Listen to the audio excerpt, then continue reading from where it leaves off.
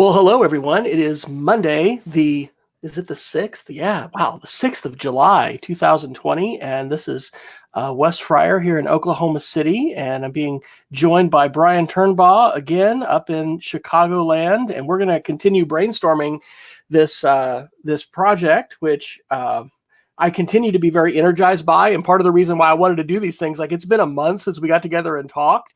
It And doesn't seem possible. imagine. Yeah. So I'm at the Cassidy School here in Oklahoma City. Actually, I'll be teaching some Spanish next year. Wow. Because of the pandemic. We anyway need a Spanish teacher to pick up a couple sections. But I teach mainly media and digital literacy to 5th and 6th grade. I'll be teaching an introductory Spanish semester for some 5th graders, which I think I can pull off, I think. But continuing to, coach our teachers and work with them. So Brian, what's your by day, media literacy, podcast maven of the Enlightenment by night, by day, Cubs fan. Yeah, trying to find all those. Yeah, well, no, more Bears fan. Oh, it's Bears. Broken heart, so much. But yeah, Cubs fan for a time. So the so you can see the proper C right there. So I teach AP language and composition. I've every year except this year I would have taught some type of interdisciplinary class, which is it's a team taught idea where I will pair up with a social studies teacher. For about 14 years I taught global studies with my partner, Dave Sainer, who was just retired this year. And that was freshman geography paired with freshman English. Taught 14 years that.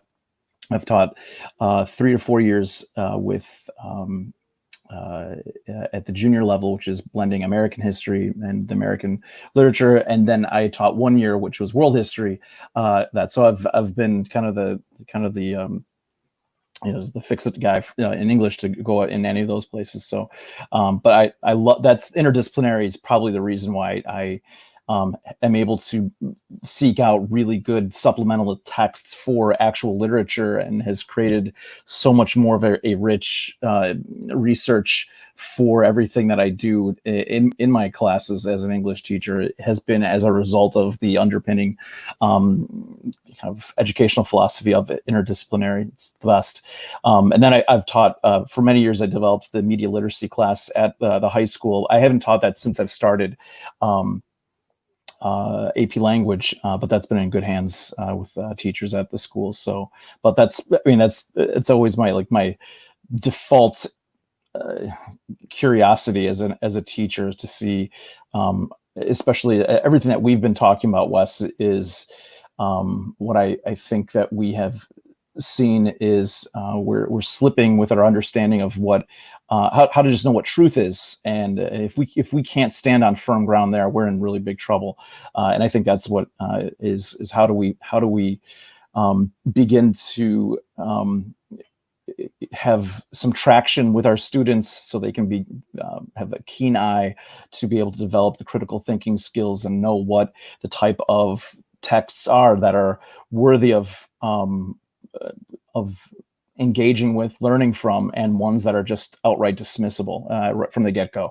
And I think that's that initial kind of parting of the path, I think, is what we, especially at the age level, I think that we're thinking about with this project is key. And and the more they think about it, something as easy as the moon landing and looking at some of those things, there's really, anyone can be mad about anything, but at least that's not one that I think is going to catch. Only for the most rabid of conspiracy families, I think, would be angry about that one. But I'll be glad to catch that, to go after that one if we have to kind of cross with that. Well, safely being able to talk about these things. We need to be able to engage in relevant conversation about not only historical issues, but the issues of the day, but not just in recent times, but for a while in our polarized society. There's been a lot of things that are very difficult to talk about, even, some current events. And so I think we want to find ways that we'll be able to do that in constructive ways to help equip kids for critical thinking. And it really is about citizenship. It's about representative government. The stakes are high for this. So I put this, I guess I can't share to my personal page on Facebook with this StreamYard, but we've got some different people viewing. Medialiteracy.westfire.com. I've just kind of started to aggregate some different resources there. In fact, the Institute of Digital Literacy for the last 2 years has had a monthly book club, and I met again today. Man, it's just such a great tribe. So that link and some others are here. And I just started to use a hashtag ConCW. Hey, there's Kristen. Hey, and I wonder if she's in Chicagoland today. No. Anyway, Chicago is where the Institute was supposed to be face-to-face this year, but now it's gone online. So anyway, hashtag, if you're interested in sharing resources. I've been for a while, Twitter has become one of my places where I want to put information that I can get later. And my friend Jason Neifert has talked in some sessions about like it's like a bear trapping metaphor, but like we all need to be trappers of information, and you need a trusted place where you can put stuff and find it later. So anyway, finding a hashtag that nobody's using, of course, it can be hijacked at any time by anybody who would want to. Sure. But to kind of summarize the project, I mean, we'd had another one of these discussions that is available on YouTube and in a podcast. And this all came from last summer when Brian and I, myself for the first time, it was your second year, right? Or was it your third last year? Yes, yeah. It was my second year. And this is my second year to come back to the Institute. We're at the Institute for Digital Literacy, and have just been exchanging a whole variety of links and resources that it's sort of like the opposite of being radicalized, because you think about being radicalized, you think of somebody, listening to disinformation, misinformation, malinformation, and then really going down a negative rabbit hole of falsehood and harmful, information and perhaps action. Kind of in the opposite, and we might think of enlightenment. I kind of think that, Brian has opened my eyes through a number of media recommendations, podcasts, some books, tweets and posts that people have shared that really has deepened my own understanding of connecting dots when it comes to lots of the issues we're talking about, specifically conspiracy theory and the ways that has become so mainstream. And in the case of the moon landing and talking about that, I mean, that there's so much via especially YouTube that not just kids, but people of any age can have access to. The ways in which the platforms have really pushed people to fringe content.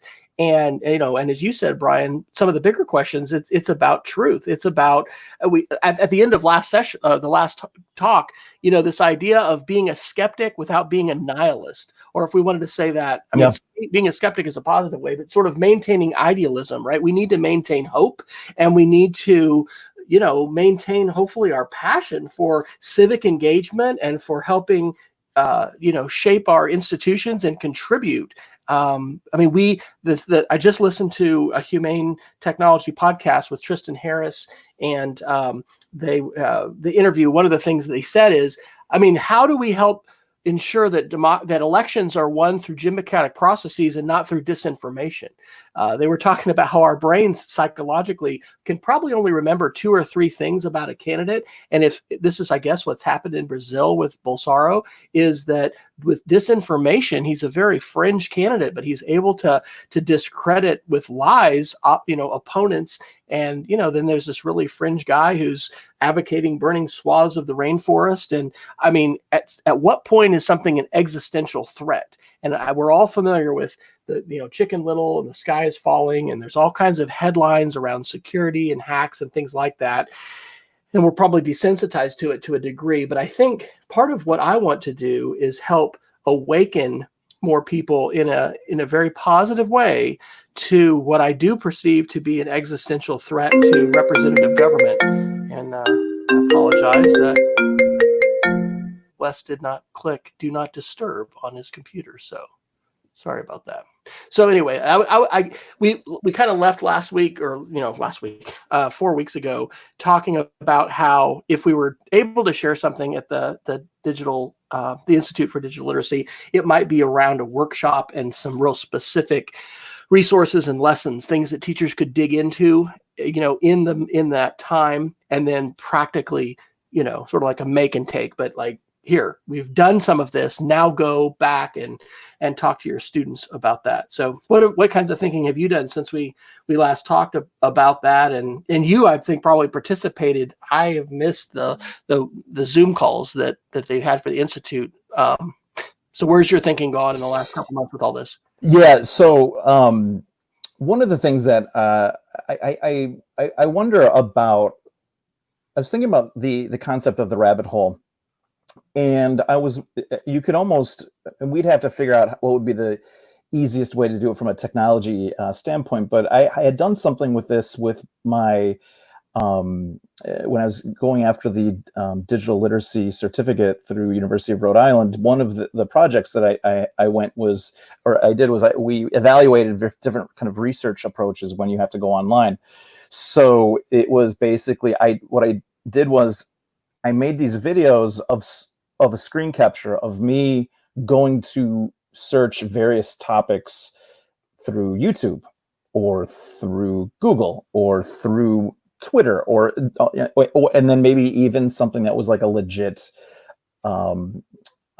kind of ABC Clio, like a database or something like that. And what I did was I wanted to demonstrate something similar to what we were doing, which was let's just take something like global warming, or let's take something like, and let's see where the search takes us. So, part of what we could do would be, what if we did something similar to that, which was that, what if I haven't quite exactly played out the logistics of how this would be like a choose your own adventure, but what if we said, what if we had like a web page and we had a video, and the videos started off with, okay, so you want to research the moon landing. Let's go to Google. So we search Google, and then now the video of the screen capture only has the first, let's say, page of moon landing hits or something like that. And then we do a freeze frame, and then we maybe highlight the screen and say, which link should we look at first, right? And so we could almost say, like, and then the next thing could be a link that could take you to the next choose your own adventure, and say, now look what happens because you clicked here. And then we could simulate the type of rabbit hole that you go down, unfortunately, when you don't choose properly, and then have to do a type of commentary with that. The Google will be interesting, but I think what will be really eye-opening is when you take it to the swamp of the algorithm of YouTube, because then it can be really, really rough. And I think then you start with, okay, I'm going to search moon landing, and then see what are the first 5 hits that come back. And then what we could look at is, there's going to be one, I'm sure, I'm just thinking off the top of my head, is that we'll find one that's a moon landing that will be from National Geographic. Okay, well, why would we think that this would be a better source, rather than, and then insert, some other production company that you've never heard of, or whatever, or if it even is a production company, if it's just a vlog style thing that we have where someone's pontificating with,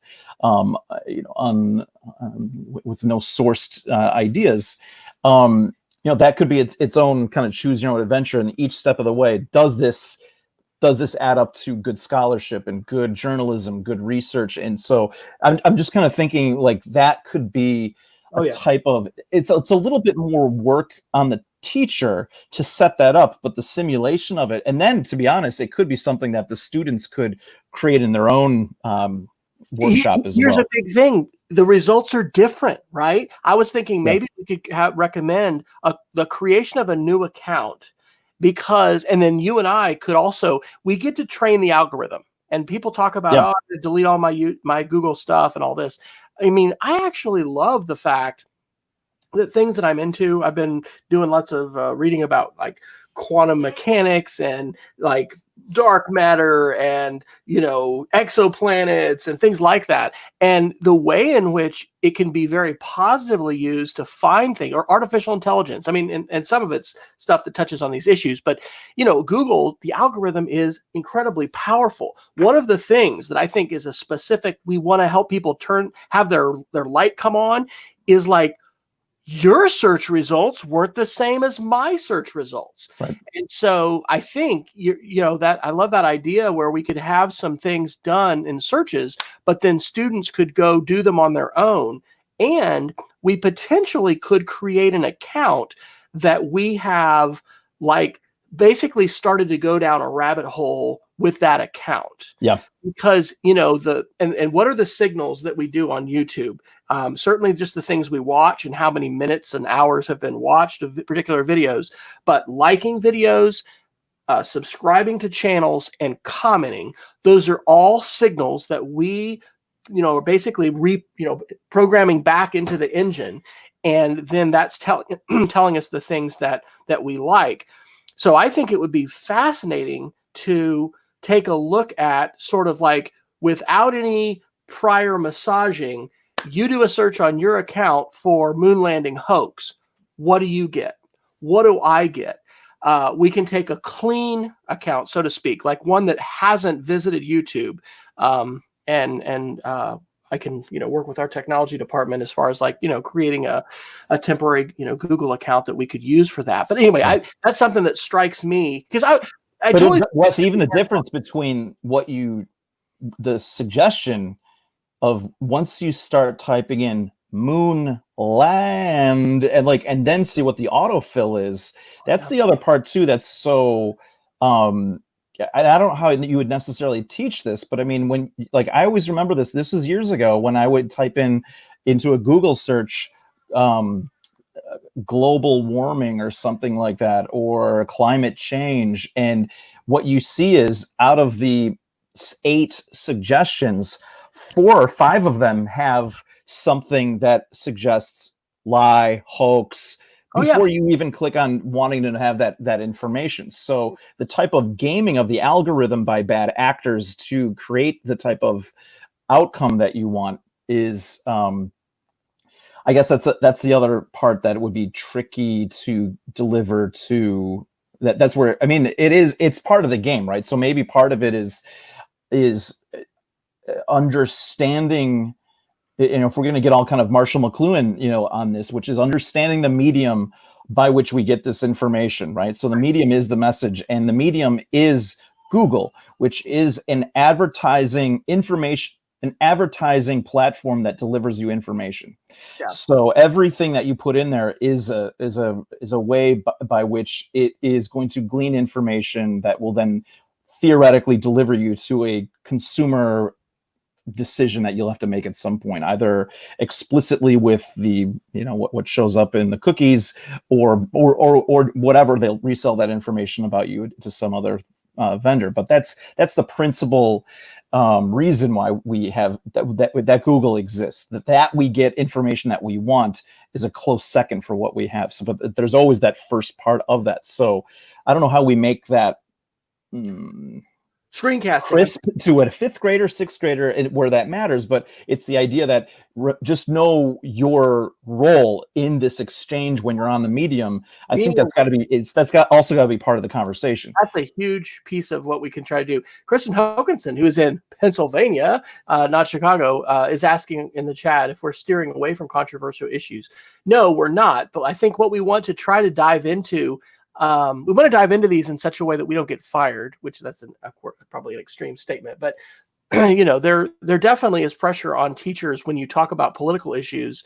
I mean, people are so hypersensitized to things that if we, for instance, directly, like, tried to teach for this pandemic and disinformation by our chief executive today in the United States, that is probably going to just lead to some pushback and some just direct parent as well as student, like, what are you doing talking about that? And so I think there's a gentleman, and he's in our resources, John Cook, who does a lot of he's written books and work on conspiracy, particularly with respect to climate change. And why is it that there's all these folks that just seem to reject scientific consensus, and what are the characteristics of conspiracy theory, and then what are the strategies? Because this really is from like a propaganda hack your brain kind of thing, like, because you can look at that pandemic documentary and other things and be like, yep, they're using the conspiracy playbook. So the idea part of this is to try and help students and parents. I mean, we want to educate the community, not just kids, but kids specifically, become aware of why do some people find conspiracy theory to be attractive? What is the playbook for that? And I think the discussion about moon landing, I had mentioned, this was an aha with our daughter who's now 16, and this was, the last year or so. I just realized, I mean, she's heard more about the moon landing being faked than any of our children, and her generation is being exposed to that. And so I definitely think uncovering parts of the algorithm, the part that we play, like that I love that, because I totally think this needs to be something interactive. And to your point about the autofill, screencasting is phenomenal as an assessment tool. And so and that's one of the things I taught my kids first last year in our media and digital literacy classes. We actually did it with Minecraft, which of course is highly, motivational, but I was like, 60 seconds or less, they had to give me this tour, but they learned how to screencast. So they could screencast, just on their account before they've programmed it. Because I don't even know how many of our kids realize they've sort of programmed their own YouTube recommendations, right? By the things they've watched and the things they've liked. I'm careful when I switch channels. Like I've got that Wednesday night EdTech Situation Room, and sometimes I'll watch videos, and I'm all the time liking stuff, subscribing, because I am trying to teach YouTube, hey man, I like this.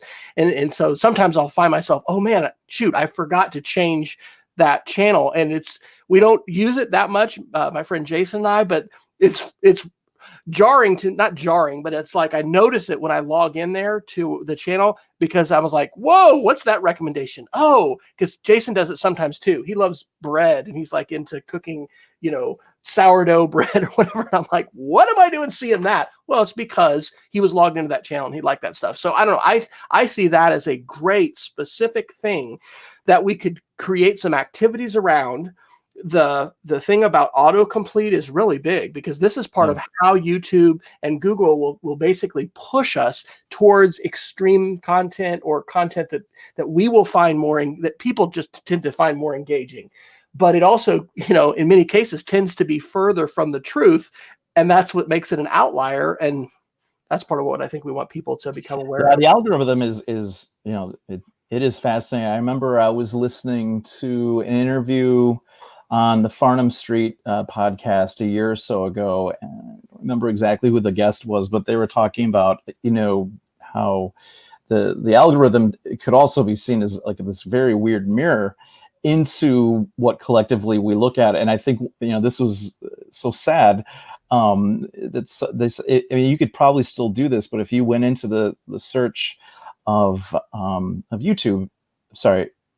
Google, and you typed in, how can I learn to, and then you see what drops down.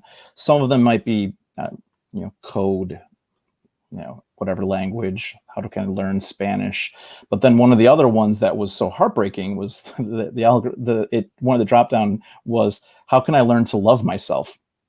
Right? Like, instead someone would like that. There's enough of people out there that have that level of anxiety that are looking for a type of answer into Google as well. So I think that speaks to another part of why technology is so powerful, is that people trust it, that they would put up such a intimate secret like that.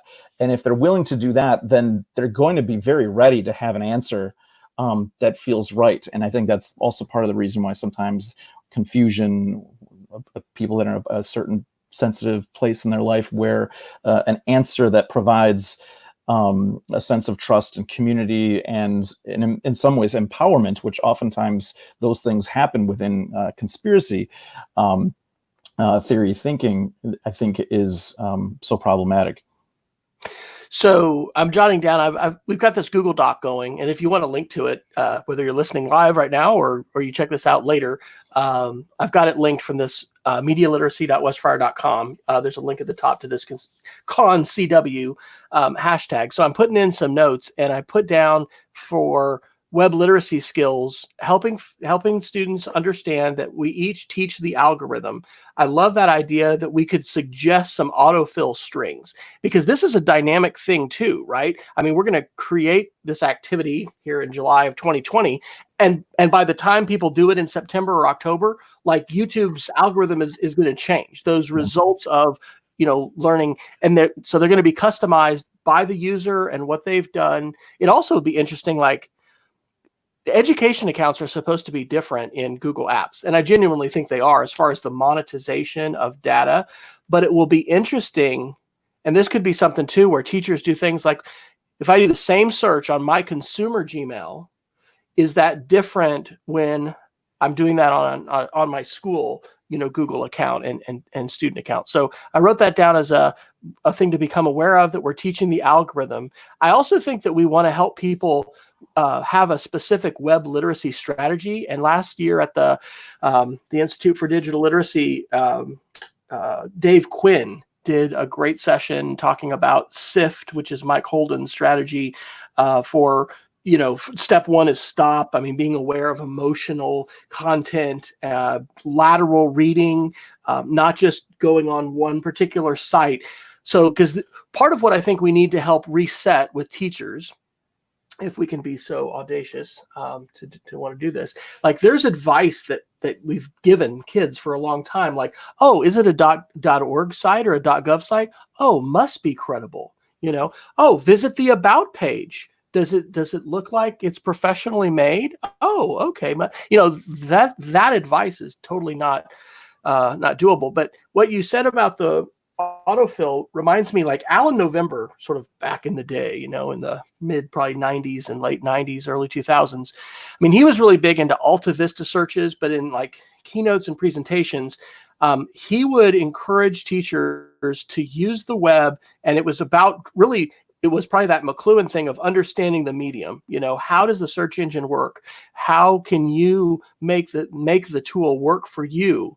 And so I think the idea of giving teachers and students some specific things that they can do on their account, ways that they could capture those, maybe compare them to results that we've had, and then even through social media, and that might be through the teacher accounts, but being able to share some of those things. And that's a challenge and puzzle as far as the age of the kids and all that kind of stuff. But I think what also plays into it with some nudging could be the gamification, because this is a type of hunt, right? Which is like, okay, what's a red light? Like, you do not go there. And to be able to turn it over where we have given them the type of skill to identify and say, whoa, let's see. Then what's the green light? And then what's the yellow light? So it might be that you have to kind of work the polar ends of that, which is, okay, this is a no-go because I can't find X, Y, and Z off of just what appears to be the very the front of this YouTube video, or even within the first 20 seconds, whatever might be the kind of tells of that. But then again, then what would be the good, like, okay, well, we should proceed. Because I really think that, if students, as much as it's not that we want to keep them away from YouTube, but, there's a reason why we have paid, many of our schools have had our librarians secure databases, because these are vetted materials from scholars and journalists, and they've done it's like, so but we know students, they're creatures of habit. They want to hop and get things very quickly done and just be as expedient as possible.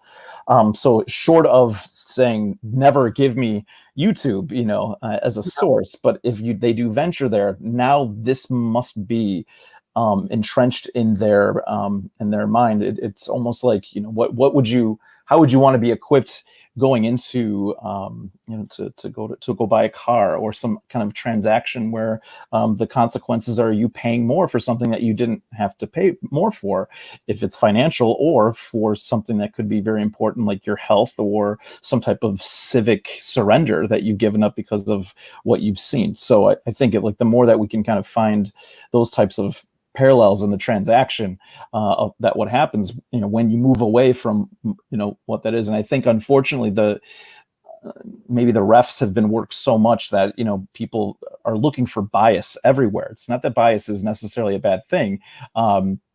If that then it's just that you can identify what that is and know what it is. But when you're talking about bad faith drivel that comes from the conspiracy theories and all of that, how can we give the tools of at least giving a base understanding that this scholar, this production company, this director, this writer, that they have some type of standard based in how they've decided to go about making this for you to consume as an information piece, and that if they have messed up, that they will correct it, and that there are ways versus some of these other things. Like, there's no contact number, there's no ombudsman that's going to kind of hear out the complaints. And so those might be some other things that we look, that could be like, does this place have a way to, have they ever corrected anything that they've ever done, or is there a way in which that they would be accountable for such misinformation, if that is something that's important to you? What is journalism? What qualifies as a journalistic source, and what do we call these other sources? And it's not all the Russians, right? But it is Russians too, and other groups who are creating these groups and building these followings. In the chat, Kristen is asking, how do you get the kids to do that for themselves? That is exactly right. I'm reminded of conversations that I've had in the past about digital storytelling and just media creation, and the ways, I think maybe this was Marco Torres, but like if you really help students critically consume and watch media, like sometimes kids would come back and say, you've almost ruined media for me because I'm always watching for things. But like, that's not ruining, that's empowering. That's the way you got to reframe. Yeah, I mean, some kids would say it that way, but like, George Lucas is going to only use certain kinds of transitions and wipes and things like that. PowerPoint and iMovie and these tools, they'll give you all these things, but what is Martin Scorsese, if I say his name right, I think I blew it. What do different directors, how do they choose to tell stories? What are the means that they employ? I think that's part of what we want to do too. It's a separation with content and strategies, right? And so there are playbooks and ways in which we can separate, like, okay, find that's a message that they're doing, but let's look at how it's communicated and let's try to analyze the source and where it's coming from. That lateral reading comes in. I'll put this into the chat. The website infodemic.blog is Mike Caulfield's specifically COVID-19's focused, SIFT and media literacy, web literacy website. I think Wikipedia, and he talks about Wikipedia and talk pages, right? If we're trying to figure out, is this a source that is credible that I'm going to believe? Wikipedia has dealt with these issues since time immemorial. And I've used this strategy even like on Facebook. When somebody has shared something, I'll go to that talk page, I'll get some information, because the controversies are being hashed out and debated.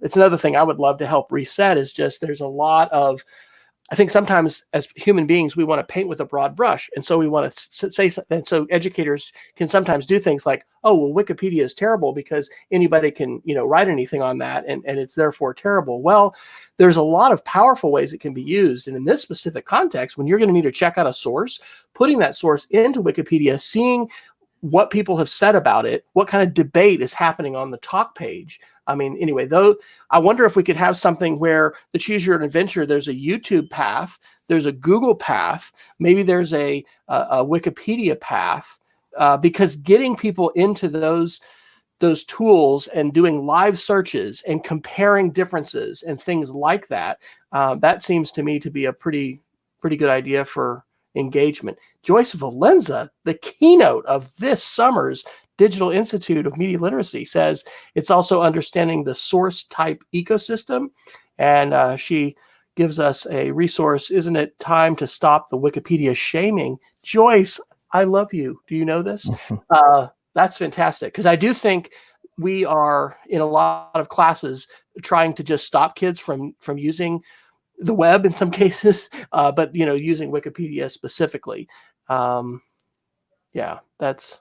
What are your thoughts on Wikipedia? Do you think that could be something that would fit into this for the choose your own It adventure? would be my only concern with Wikipedia, only for the audience of the group that we're trying to teach for the middle school one. I mean, I'm just wondering if it might be too text dense. That would be like my only, Yeah. like I would say, like I think if we did Google YouTube initially and seeing if like that might be, and I'm not saying that they couldn't do it. I'm just wondering in terms of like what the order of those things could be.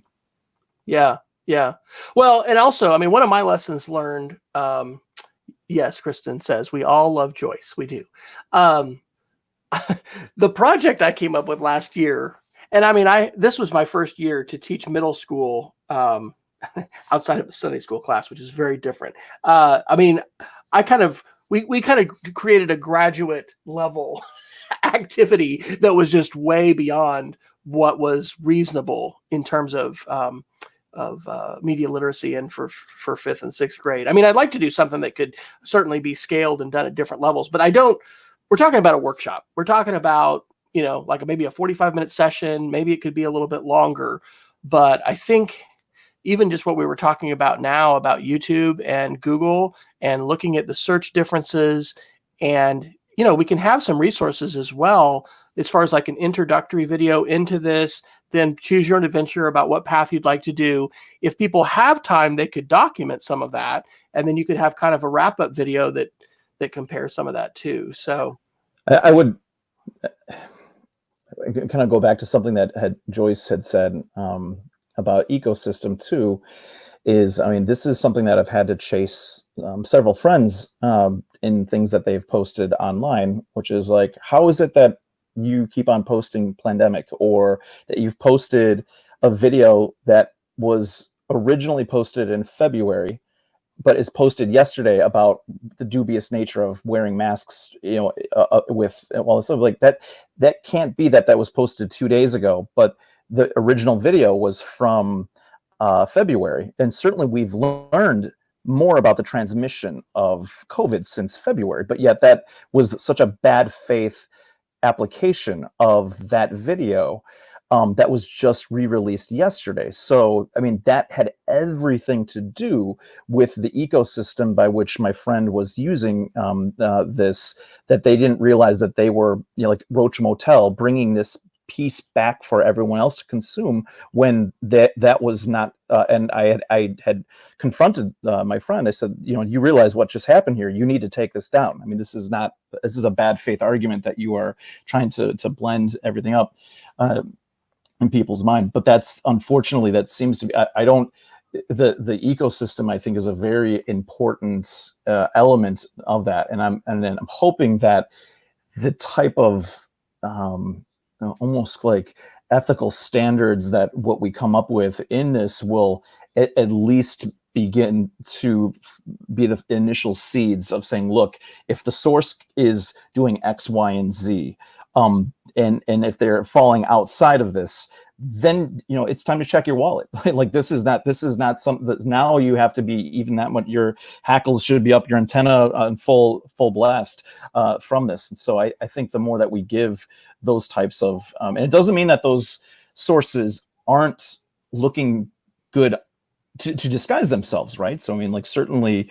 like if you were to put CNN up next to RT, RT is doing a lot of things to legitimize itself aesthetically on many fronts, and yet, what does it matter that we're getting these bits of information from a foreign country's propaganda outreach? I mean, they had Brian May from Queen on for a special interview. They've got to be great, right? Right. Okay, so Kristen asked if we wanted to get our eighth graders' opinion on that. Yeah, absolutely, Kristen. I just direct message you on Twitter the join link for our StreamYard. So if you and her and she would like to join, please do. Joyce is saying kids don't understand the news cycle. I think that is so true. So many opportunities to rethink the way we teach. I mean, as an adult, I will admit that I have just not been as attuned to, like, the Wall Street Journal has a predominant bias. CNN has a predominant bias. Russia Today has a specific agenda as basically a propaganda arm of the Russian government. And it hasn't been that long ago that I have become more aware of that as myself, right? And I am teacher, citizen, dad, all these kind of things. So somebody pointed out, and I don't know if we talked about this last time, just how important it is for kids to know about op-eds. I mean, op-eds are different than news. This is somebody's opinion. So I don't know. I think that one of the challenges for this whole project and what we've talked about is there's so much, right? Because it's a complex information landscape. There's a lot of different inputs.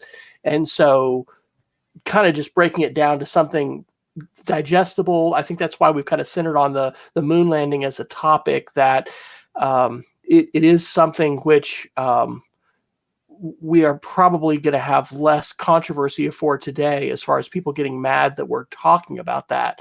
But the extrapolation that you can do from that into these different arenas, depending on your context and situation. I mean, this is current events as well. So I think there's an elegance to that, because we could be taking this historical event, which, by the way, we're very proud of, in the United States, and there's all kinds of great actual things that have happened with the anniversary of Apollo and with the astronauts and NASA and all that stuff.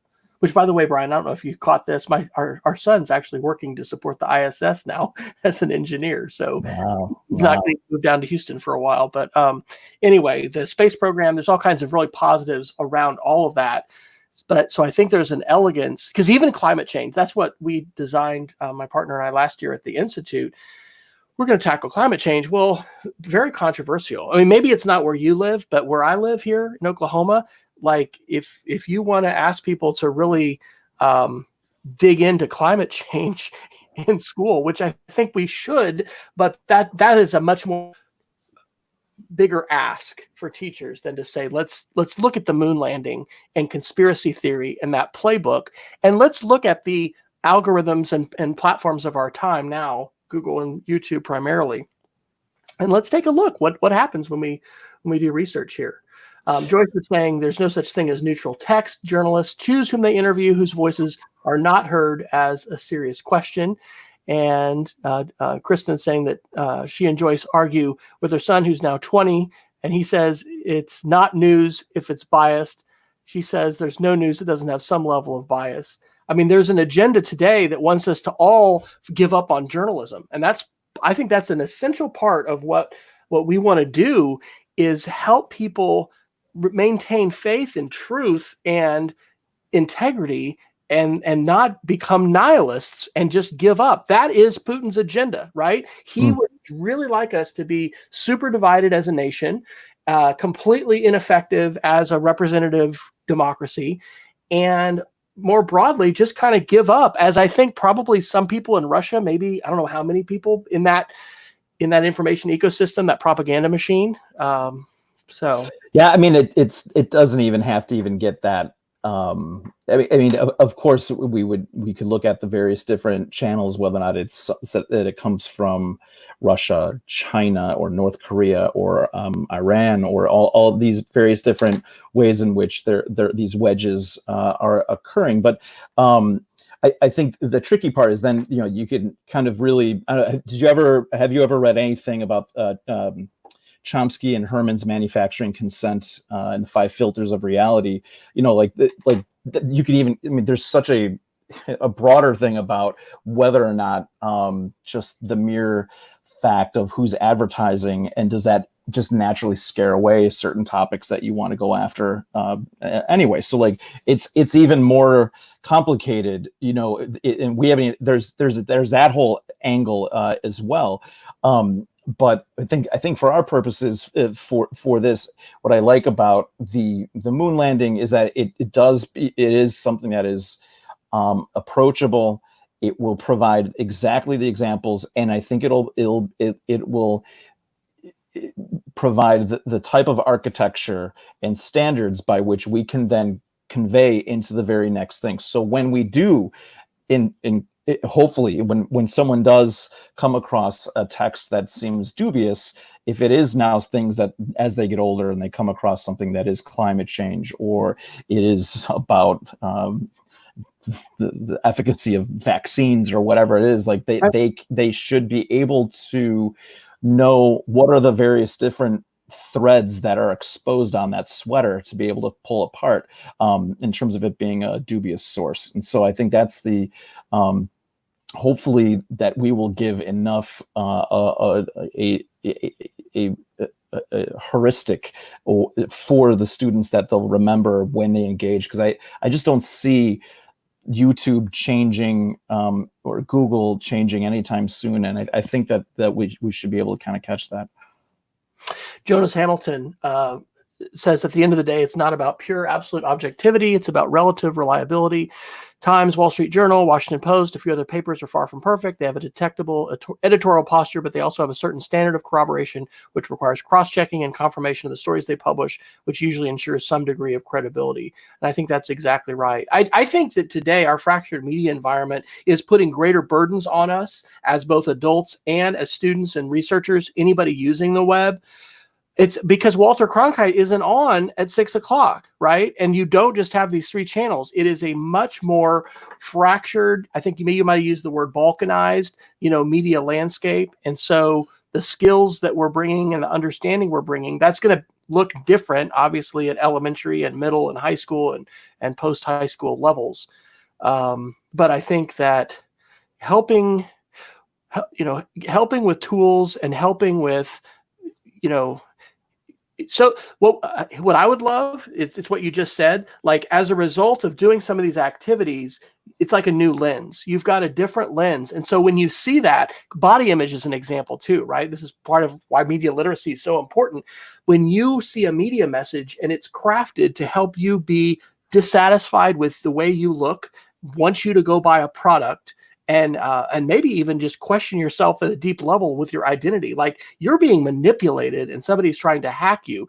We want, I think, folks of all, stripes to be aware of that kind of thing. And so that would be a success in my mind for this workshop, is that if as a result of this, people are going to be a little more aware of, wait a minute, I've got to consider why I'm being fed that information, where that came from.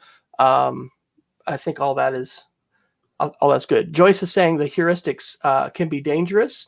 She's saying it's at the article level. And Kristen is not going to be able to join us because of a hailstorm. Her power is out. That's okay. That's all right. I wonder, should we, on our Google Doc then, kind of just sort of chart out a lesson plan for kind of what that can look like, in terms of, because you're thinking introductory video and then give people some choices of some activities. Because if we would design, how in the Institute, are they 45-minute sessions? What have they historically been? All right. 45 minutes, yeah, 2 hours. Plan for like 45 to 60 minutes. Something that's come about, which is exciting, actually before the Institute next week, I had put in this topic as a session for a Montana conference that is called the Mountain Moot, and it happens July 16th, 17th, and 18th. And they actually said, hey, we need a second keynote. Would you be willing to do that as a keynote? So I'm going to have a chance to share some more just like presentation discussion of these issues. But I'm thinking if we flesh out some more what this workshop would be like, I probably can get that added as a virtual workshop to the Mountain Moot, and then potentially we could end up doing that as part of the week with the Digital Literacy Institute as well. Because I think this is the kind of thing you want to iterate with, and it's going to look different with obviously adults than it is going to be with students. But if we came up with a format, and maybe, it's something that we actually have on a website or something like that, but it's an activity that's going to let people, get some overview information, but have some choices, and then actually go out and use the web and compare accounts and results. How would be a good way to share those results back, especially if we think about students? I mean, not even all teachers are going to be on Twitter. So I wonder if we would do like a Padlet, or how you would want people to capture some of that. Like if they did the autofill, screencast or something like that. That might be something Yeah, that would be. I'd have to think about it, like how that would be something that could be communally shared in a way, in the event that they're not on Twitter or something like that. Maybe just a Google form. Maybe people could just use a Google Drive, like Yeah, and then just share the link. Share the link, because we're doing of what their screen capture was, or if they make a quick video, or they do it just a screen capture of what that may be. Yeah, the other thing too is I always remember that someone was. It's not only that just it's the algorithm, but like it would be interesting just to. And it would be, we couldn't necessarily trap it in a real-time sense, but what we could do is with the dummy account that we make is then just let the auto suggest run, right? And then see how the material becomes more loud and aggressive. And I always remember someone was making the case of saying something like, look, if I just wanted to go like do a couch to 5K, how do you do that? And you put that on YouTube, and then you let the auto suggest go. Then all of a sudden, like maybe 5 videos later, I'm doing a ultra marathon. Like, whoa, like what's happening here with that, right? So I think that could be an interesting, like, and it would be hard to like even, especially with our students, but I think we could say, like, look where we started off, and how can you describe the language of what our initial search was, and then how the 5th or 6th one auto suggest what seems to be the difference between what has happened here, and just to see how that occurs, because I think that would be another way to kind of demonstrate the stickiness of the algorithm and trying to keep people on the site, because that's what they want to have happen, which is to deliver you to the advertiser as often as possible. We could do this through a Google form. Document your breadcrumbs. How many clicks away are you from a real outlier video that is conspiracy theory that you can just identify? And so I like, we use the term breadcrumbs with web pages to talk about you're diving into these different pages, and the breadcrumbs, like Hansel and Gretel through the forest, help you get back to where you came from before. So finding out, like, because you could even do that with the same search, right? So we could start out with moon landing hoax, or maybe you don't even put the word hoax in. Maybe you just say Apollo moon landing. And then, some of the documentation would be, one of the first videos that you clicked on, and basically using the recommended videos there on the side and seeing where different people go. Because this is kind of like with Facebook advertising during the election, the 2016 election. We didn't have a library of publicly shared political ads. So there were all these ads that were opaque to most folks, because if you weren't the target of those ads, you didn't see them. Similarly, I think this is and I've been guilty of this too. Like with Google, you just kind of think, well, if I just send you to Google, I mean, it's true, depending on the search term. If it's for an organization, it's for a book, it's for an author, yeah, you're probably people are going to find the same thing. But when it comes to some of these topics, and then the ways that people are gaming the algorithms, and in the extreme bad case, I think, weaponizing them, I think that's an aha we want people to have, is that, it's not a uniform experience to just say, well, just go to Google. I mean, it's going to render different results depending on a variety of factors. And if we can help people become more savvy to the tools that they're using, then hopefully they'll be able to use them better, and then be more critical consumers of the information that they.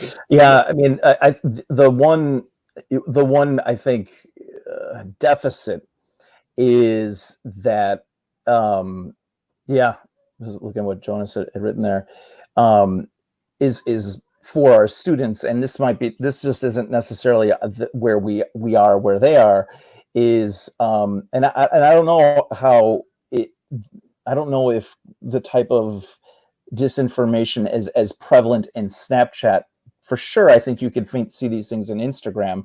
So it would be interesting just to know how that exists in that platform as well. I think that would be, because it is interesting to see how it manifests itself in those spaces where they might be a little bit more, a Google search and a YouTube. They're definitely there, but there is a whole other wing of that. It wouldn't be helpful for us to kind of say, oh, look what's going on in Facebook, because that's not where our students are at, And I remember I had this, I think I sent this to you when it happened. This was a pre-COVID epiphany when with my freshmen, we were doing a unit on persuasion, and we were looking at similar kind of algorithm hacking, right? And so I had this thought, because a student of mine, she said, this is weird. Like my phone is showing me to buy new Keds or something like that, like just brand new white Nikes, or maybe they're Keds or something like that.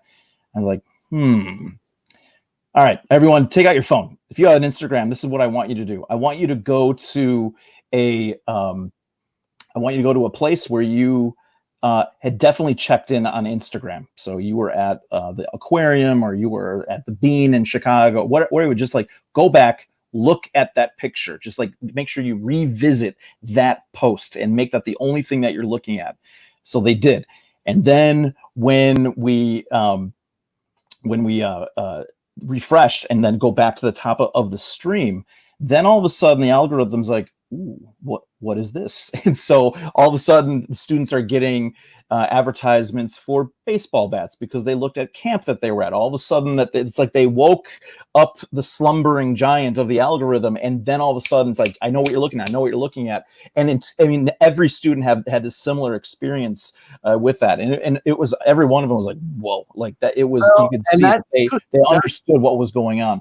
Right. Those are probably cookie tracking. My daughter told me a story this morning about having a FaceTime call, and the topic of their discussion then became an ad she saw on Instagram, 5 minutes later. So I think some of those kinds of things where, we can be that would be more for high school and for college, but with kids, right, being able to use the platforms that they're on predominantly, and then becoming aware of, how did that happen? What algorithm is working here that suddenly I said this? That's next year's session, Wes. That's next year. That's exactly. Next year. So we'll do the algorithm jamming or something like that. That'll be more, I think more time to think about that. Well, so I think like with the conspiracy, idea, like so if we're thinking about like how we'd set it up, it would be like, look, this is where we're at, in terms. This is why it's important that we give students the type of tools to be able to vet out good sources initially. And again, like it is next level. If to look at how things like RT or some of the other ones that do look aesthetically, with the studios, with the graphics, with all that stuff. Like, upon first blush, of course, you would think this is a legit site. So, that would require, but that's not where our students would be if we're talking about middle schoolers and all of that. There was an activity that I did with my AP students a few years ago where I remember when I just so happened to be like I was in Chicago. It was like a date weekend with my wife, and I was flipping through the channels, and I didn't know what RT was. And this must have been 10 years ago. So I was flipping through the channels, and there was this news piece. It was just silly. It was cut her off. I'm trying to remember who the president of Chechnya is at the time, and what had happened is that there was a game between Chechnya and Brazil, and they were playing soccer, and like it was on RT, and the president scored a goal or something like that. And so I was like, I got to find that, right? Because this is kind of like, this is, this, you can't, but what you find is that this was like a 40-year-old Brazilian players, and they're brought in just for the whole pomp and circumstance of that. But what was interesting is that you have that RT piece, and then I found one that was done by Al Jazeera, and even though Al Jazeera is also its own version of a state information news wing as well, but what they were able to parse in language and contextualize about why Chechnya is doing it versus what was going on in RT was just two really interesting juxtapositions of journalism, what you can say and what you can't. Even though it was just about a soccer game, there was a lot going on between those two pieces. There's all about like 4 minutes each. I think I made an activity of it. And I had a student assistant listen and type out the text of those things just so we could see both of those things next to each other. But that's the next level of that, right? So that's where you would have to hopefully students could be able to recognize there was a lot going on to look through. All about like there you go. She is. There's Kristen. Yeah, I think so. And I think that we can include sort of next level, like where you might take it for extension. So that might be a call out that if people have resources related to the moon landing and anything around critical thinking, it's not a hoax. One of the videos that I've put, I think, on the page so far, and I think maybe we can start a separate Google Doc for this lesson plan, basically. There's a fantastic video that was a few years old, but it's about how the technology to fake it wasn't available. I mean, with green screen and smartphones and all this today, like it's incredible what we are now considering normal in terms of production capabilities. But I think that extensions to this, the other thought that I had is if talking about how people would share it, Kristen had suggested like maybe some Google Slides.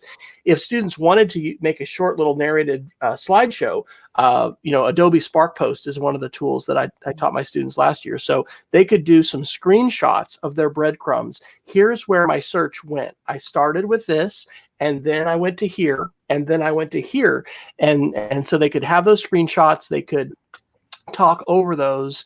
And I mean, I like the fact that is such a specific media literacy thing that I don't know how much, and maybe kids are more savvy to this than I give them credit for, but our results are going to be different based upon our history that we've had with YouTube, and then other kinds of factors. So, yeah, that was, and I'll share this with you again. It was the project that I did with Kara and Julie first semester a year or so ago.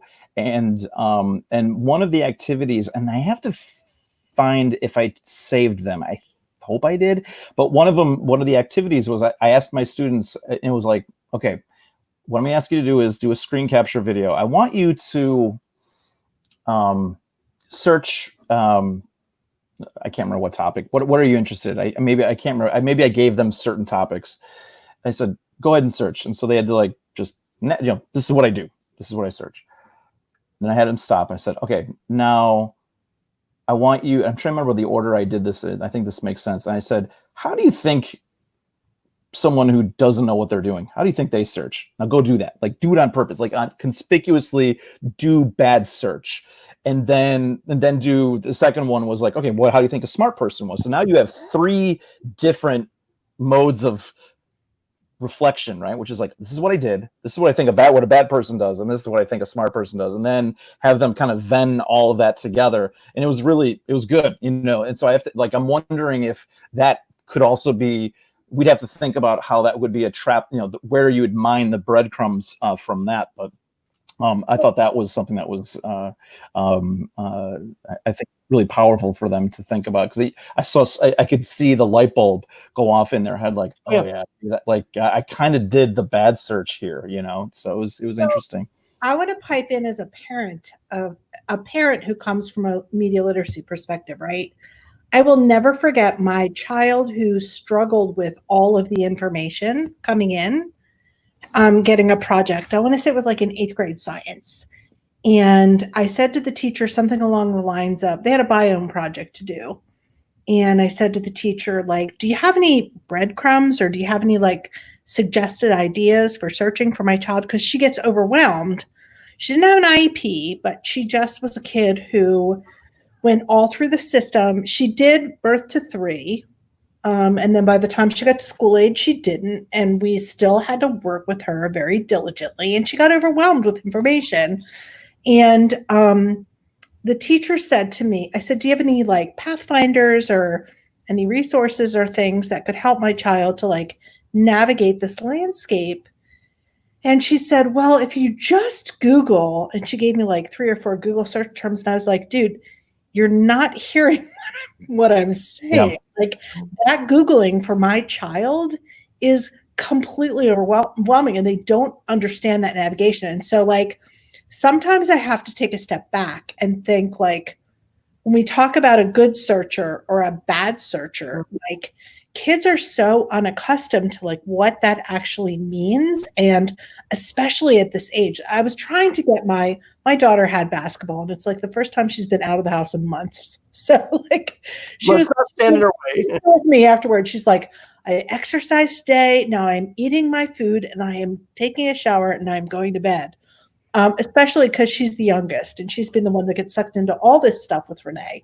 But I think it's fascinating because my kids have been in a place where from their earliest years, right, they have been sucked into like, what do you see? What does this mean? Whose story is it telling? What is missing? But I don't, and the thing that I was going to suggest for your session is reminding teachers that media literacy is a huge piece of the Common Core. So any states that are in education, if you're talking to classroom teachers, like that idea of media being another form of like, I think of print, like print-based media is what everybody focuses on, right? Like we have to get kids to read because that's what it says. But really that print is just one form of media. And unless we're also focusing on the imagery that goes along with it and the video that goes along with it and whose story is being told and whose is missing, we're just rewriting our curriculum for the 7th grade. And we were really struggling with like, how do we end it? Because we're starting with like perspective, and we're talking about media literacy and perspective. And we want to end it now with, okay, so can you really write a narrative from someone else's perspective? And looking at like, what does that look like? So I'm super excited about it. But again, I think like we don't spend enough time talking about when you look at this thing, who's telling the story, right? Whose story is missing? How would the story change if that was there? And then from a kid perspective, like how do you ensure that the truth or your truth, right? I mean, I think there's this idea around media and truth. I put something in the chat earlier, like my 20-year-old was like, well, it's not news if it's not true. I'm like, but true to who? Like, how do you define what truth is? And how do you define, right? Like, yeah. Let's touch on some postmodern thought, but let's not lose ourselves. Really, yeah. No, yeah, and I think that's probably what we have to frame, which is, I don't think that I'm going to, with my students, and I don't think you, Wes, you're not going to say, guys, let's go to Google, let's go to YouTube and see what we get, right? So we're going to, by our original position is going to say, we're going to use what our school databases have vetted for us, which is the best scholarly material that our school has paid for via these subscriptions. Like I've always made that the funnel by which I demand my students to go there first, always. So once we establish, like, okay, when life happens and you're just grazing on the internet and you come across these things, now that's different. You're not a student trying to find the best material about the cotton gin or any of these other things. Now you're just, oh, what's this? Now you're a different persona. The mask is not as student. The mask is you as like who you are right now. Now this is the most important part of propaganda, is that you're more exposed. I'm intrinsically curious to know more about this particular topic, and that's where they get. So I think that might be something that we maybe kind of make a distinction like that, Wes, which is, we know we're going to chase you away from conspiracy things early on in the research vetting process. That wouldn't happen when we're doing this in school. We would make that an obvious teachable moment and move on. But we're not with you 24 hours a day, and we know that you're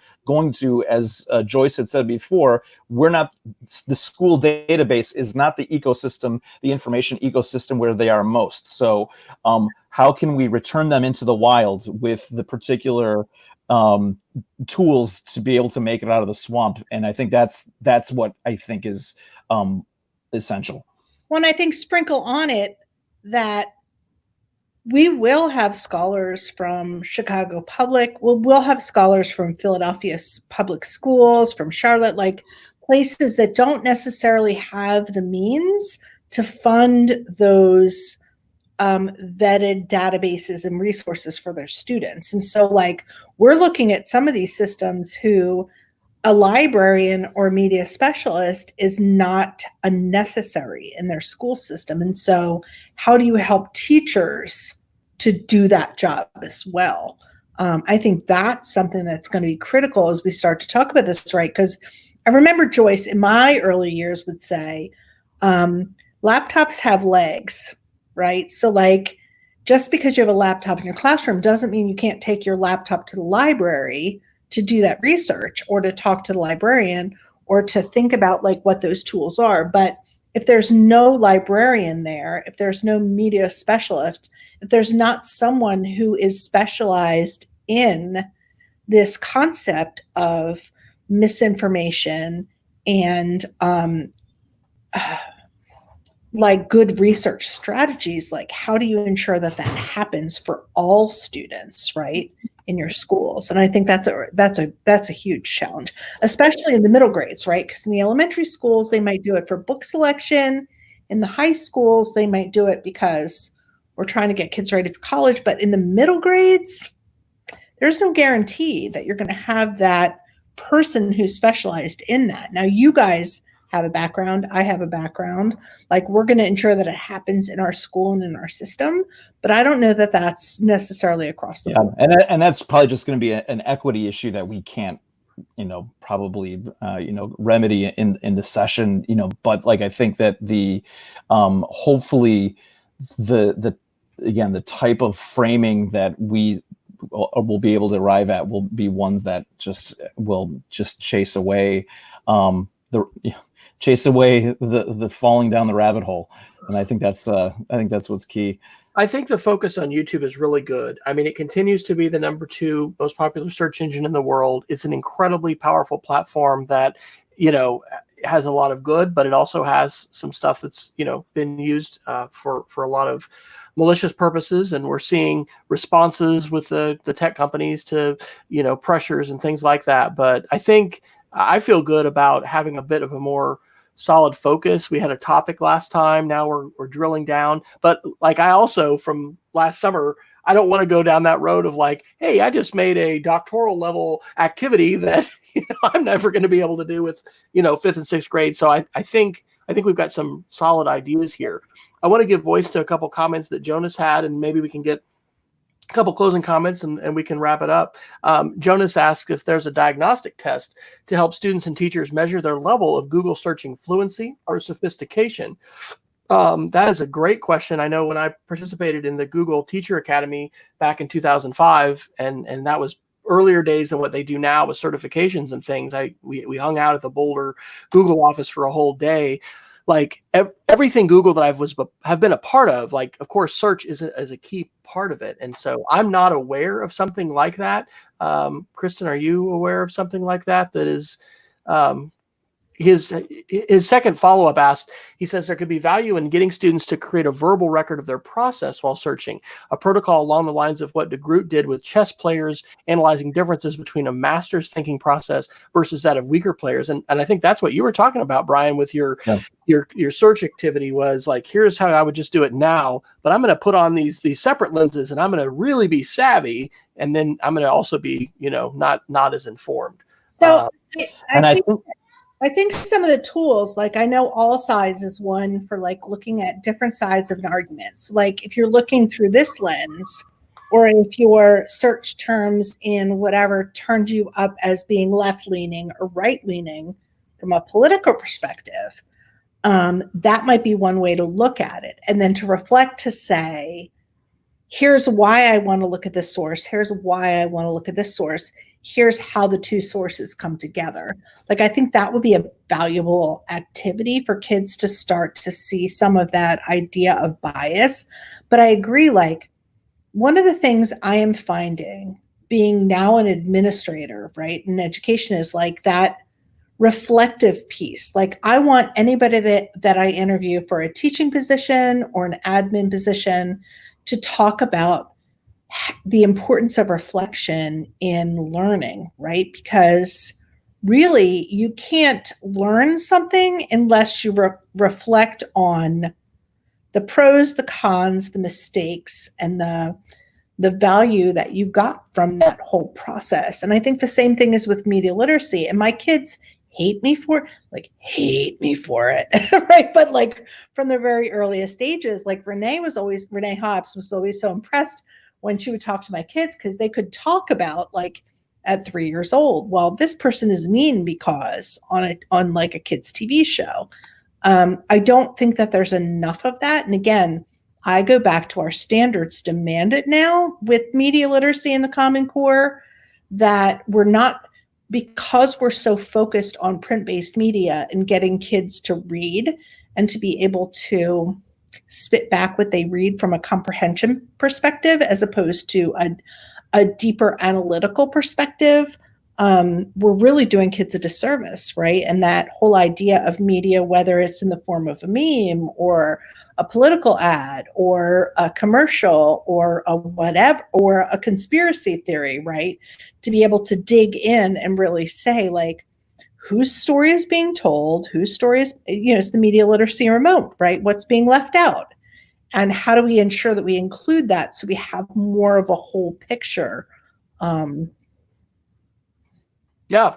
Jonas is apologizing for all over the place comments. Jonas, keep the questions coming. I'm thrilled to hear. And by the way, today in this Media Literacy Club meeting, we were talking about authentic audience and student writing. I think I'm going to try to get my sixth graders blogging this year. And I know we've talked about that with some different history faculty. Great conversations around the ways in which we're not only equipping and empowering students to be more savvy consumers and researchers and finders of information, but the ways in which they're sharing that and the ways that they're connecting with an audience and all that kind of stuff. So I want to invite everybody to like have a closing thought of whatever you would like to share. And then I think we probably better actually wrap that up. My daughter was just in here like, Dad, when are you going to be off your computer? So Brian, closing thoughts about maybe next steps or just kind of where this conversation tonight is taking you. Yeah, so I think the next step is, I'm going to go through, because I think there's some parts we may not have to necessarily reinvent the wheel. I'm going to go back and I'll send you some of the things that I did with that project, because I think I did a lot of screen capture of like, hey, look what happens when I look at this. When I type in global warming, what pops up in that? So I know I made those videos to show the difference between what any of those things look like with that. So I think I'm going to look at that, and I just think that and maybe I think I'll start trying to find various different degrees of, okay, so this is a moon landing source. This is one, and again, kind of like a Goldilocks approach, like this one, and then finally get the one that's off the rails. And I think each one of those could then serve as the choose your own adventure branch as we kind of head through that. So I'll start searching some of that. Sounds good. Kristen, your thoughts? StreamYard. Oh, you hadn't seen this before? No. Having a chance to chat with the two of you. Yeah.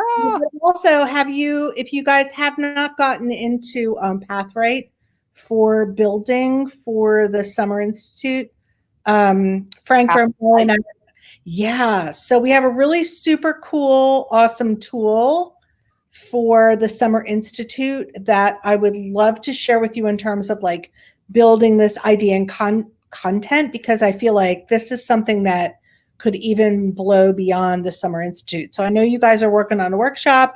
I don't know if anybody's reached out to you. I know our leadership team for Summer Institute is totally overwhelmed. I'm totally overwhelmed in my job and not like having a week to go to Chicago and actually do. But Right. Frank and I are meeting on Wednesday. Okay. I'd love to chit chat with you guys about that because I think I see a lot of potential for not only this workshop, but also this conversation to continue beyond this from Media Lab perspective. Mhm. So yeah, Wes, I have your number. I'll be hooking you up. You can Good. That sounds good. Well, for everybody, we want to let you know that you can access this collection of resources, medialiteracy.westfryer.com. Link at the top for conspiracies and culture wars. There's a Google Doc there that we're going to keep adding to. We'll take this audio again and make this as a podcast, share that out, and follow that hashtag, the hashtag ConCW. Nobody had tweeted to that since 2014. So I was like, I think that looks pretty safe. You never know what's going to happen with the hashtag, but the benefit of using that is as you find a resource, if you've got something that relates to this conversation, you want to be a part of the conversation, it's a hashtag that I've got some eyes on. And this is part of the incredible power, positive power of the tools that we have, right? Because we can be geographically distributed here. We got Oklahoma City, Chicago, Pennsylvania. We got folks all over the place that really do care about media literacy and these kinds of issues. And so helping not only equip our students, which is obviously the focus of what we do in school is help our students to learn, but the stakes of this conversation are really, really big. And I think this goes to the idea of civics and citizenship and responsibilities. And Tristan Harris said it in the the Center for Humane Technologies podcast. It's called Your Undivided Attention. He said, we assume for our political system that people have sovereign minds and the ability to be able to discern facts and be able to form opinions and not to just be manipulated by disinformation. Like, we're living in times that are very, very challenging, and we've got responsibilities as educators that we want to step up for. So thanks to Jonas, thanks to Kristen, thanks to Joyce Valenza for joining us. I haven't seen Joyce in years. I wish we were going to be together. Don't you wish we're going to be together in person? But anyway. I do. But hey, it is what it is. And if we can be safe and avoid, contracting a pandemic disease and sharing that with our families, then that's a positive. So, all right. Well, let's do this closing. Where can people find you online, Brian? You can find me at Twitter at WeGoTwits, but that's where you just tweet at me, and I can follow up with any questions. I usually just kind of tweet silly stuff. So, and Kristen, in addition, we've got your Twitter handle up on the screen. Right on the screen. Where else are you sharing these days? Oh, Lord. That's pretty much about it. I mean, Facebook, Instagram, I'm Kristen Hokinson on both, K Hokinson on Twitter. My focus these days is on inquiry-based teaching and learning. But a lot of these pieces are falling right in line with why is it important for us to get kids asking questions and questioning the things that they see and read and hear about. So, yep, absolutely. So I am W. Fryer on Twitter, and we'll continue the conversation. Thank you all so much for joining. And yeah, StreamYard. Jason Neiffer and I have been using this for, 6 or more months, ever since YouTube Hangouts or Google Hangouts discontinued the live Hangouts on air. We had to find something else, and this is a great platform. I know some folks who are using this for their school board meetings too, because the channel thing of live to YouTube and Facebook, and once you get the channel, my brain is I'm now in charge of all our school board meetings, and we're working on ideas for what happens in September if we don't come back. So yeah. So Sand Springs ISD in Oklahoma, their tech director had put out a call like, what are you guys doing for live board meetings and all this? And live, anyway, I'd shared that and they're using that. But it's a fantastic platform. It also keeps a digital copy for like 7 days of what you end up sharing. But there's free anyway. I think I pay like 20 a month or something to like, it takes the branding off and then you can do more simultaneous channels. But I want to be paying. There's things that are good to pay for, right? Because if we're not paying, we are the product. We know that. Absolutely. That's your data. You're paying in your information and data. So and also if they don't find a way to monetize, they're not going to stay around. And I just love this platform. I think it's been great. So Brian, do we want to maybe connect again next week? Is Monday night good, or should we or we can just touch base and find another? Because I feel like if we did one more touch before the Institute, that might be good to kind of see where sure, we could probably do Monday again. I can't think of anything off the top of my head where that would be an issue. So sure, why don't we try for Monday at 7 again? And if anybody else wants to join us, we'll be here. Thanks, guys. All right. Thank you, everybody.